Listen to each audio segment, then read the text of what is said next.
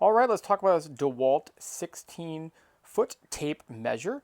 I have a bunch of tape measures from DeWalt that I really like a lot. Here's a 25-foot one, but the 16-foot one is great. Let me kind of just show you the features of it.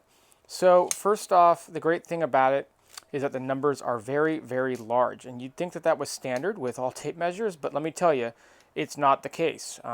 This tape measure features very, very large numbers. So, if you're the type who wants really big, large numbers, perhaps you're getting a little older like I am in life, then that's going to be wonderful. Now, as I zoom in here, hopefully the camera is able to pick it up all right. We'll just stop there. You can see that a couple other things I like about this is obviously you have the 16th measurements or 16th markers up here, but then down here on the bottom side, it's going to have the 1/8, 1/4, 3/8, 1/2. So basically the 1/8 measurements highlighted for you. And so you can kind of use either side depending on what type of measurement that you're trying to take.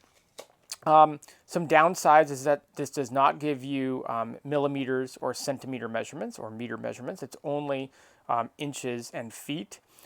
Over time, this has not, we're talking over a long time, but this doesn't really work very well anymore. I can't lock it into place. It should lock when you just push it down all the way, like with that. And so, that's just one thing to consider as you get it. But it's also got a nice metal belt strap, and that's another feature that I really appreciate. Some of them have like plastic belt straps, and so they're much more likely to break. If I compare, for example, this little guy here, and this is a meter one, but as you can see, this one also has a metal, but you can see the numbers are very small in comparison.